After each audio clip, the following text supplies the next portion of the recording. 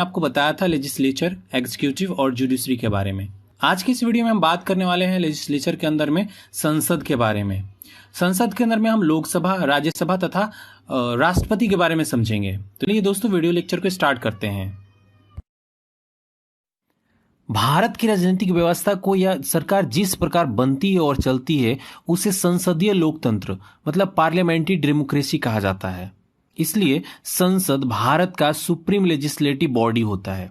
यहां पर भारतीय संसद राष्ट्रपति, लोकसभा तथा राज्यसभा के मिलने से बनता है। लोकसभा को हाउस ऑफ द पीपल तथा राज्यसभा को काउंसिल ऑफ द स्टेट कहा जाता है। तो चलिए दोस्तों, सबसे पहले हम राष्ट्रपति के बारे में समझते हैं। राष्ट्रपति को पूरे नेशन का हेड माना जाता है, बट एक्चुअल में प्राइम मिनिस्टर पूरे देश का वास्तविक हेड होते हैं। वैसे तो भारत का राष्ट्रपति संसद का अंग होता है, फिर भी वह दोनों में से किसी भी सदन में ना तो बैठता है और ना ही उनके चर्चाओं में भाग लेता है। राष्ट्रपति समय समय पर संसद के दोनों सदनों को बैठक के लिए आमंत्रित करता है। दोनों सदनों द्वारा पास किया गया बिल तभी कानून बन सकता है जब राष्ट्रपति उस पर अपनी अनुमति प्रदान कर दें। इतना ही नहीं, जब संसद के दोनों सदनों मतलब राज्यसभा तथा लोकसभा का सेशन नहीं चल रहा हो और राष्ट्रपति को ऐसा फील हो कि इस कंडीशन में तुरंत कार्यवाही की जरूरत है, तो वह ऑर्डिनेंस मतलब अध्यादेश जारी कर सकते हैं। और इस ऑर्डिनेंस का पावर तथा इफेक्ट वही होता है जो संसद द्वारा पास किया गया बिल का होता है। यहां पर अध्यादेश मतलब ऑर्डिनेंस का मीनिंग होता है कि कानून संसद द्वारा पारित किए बिना ही लागू हो जाता है। भारत के राष्ट्रपति को कुछ स्पेशल पावर मिले हैं जिसका यूज वे समय समय पे करते रहते हैं, जैसे कि legislative power, executive power, judiciary power, emergency power. इन सभी पावर को हम नेक्स्ट वीडियो में पढ़ेंगे। जब भारत के राष्ट्रपति हम बताएंगे ना, स्पेशल वीडियो जब बनाएंगे भारत के राष्ट्रपति टॉपिक पर, तो उस समय हम इन सभी पावर को डीपली स्टडी करेंगे।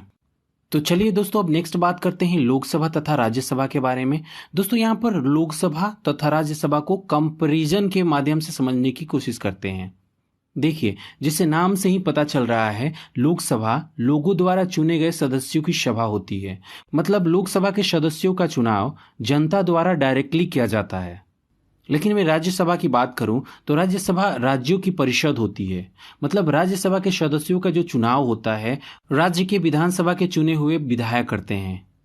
लोकसभा का कार्यकाल 5 वर्षों का होता है और 5 साल की पीरियड कंप्लीट होने पर सदन खुद ही भंग हो जाता है। कुछ कंडीशन में 5 साल कंप्लीट होने के पहले भी सदन को भंग किया जा सकता है। आपातकाल की स्थिति में संसद लोकसभा की कार्य अवधि बढ़ा सकती है। राज्यसभा के प्रत्येक सदस्य का जो कार्यकाल होता है वो 6 वर्षों का होता है।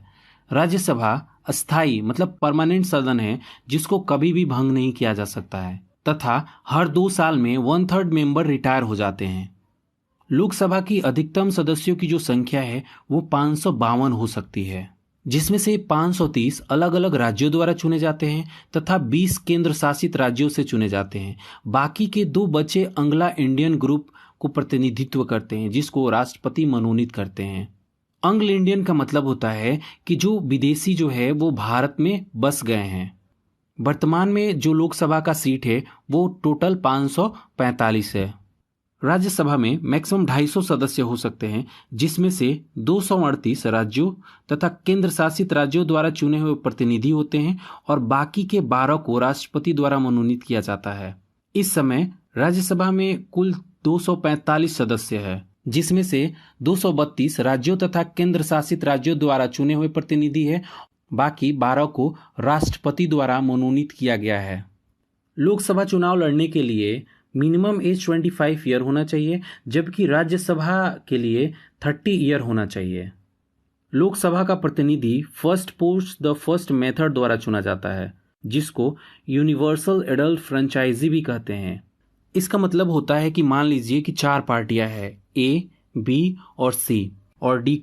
ए को 2 लाख वोट मिला है, बी को 1 लाख वोट मिला है, जबकि सी को 1.5 मतलब 1.5 लाख वोट मिला है और डी को 3 लाख वोट मिला है। तो जो सबसे ज्यादा जिसको वोट मिला है ना, वो विनर हो जाएगा। मतलब वो क्या करेगा, वो सांसद बन जाएगा। इसमें ऐसा कुछ शर्त नहीं है कि 50% से ज्यादा वोट लाना पड़ेगा।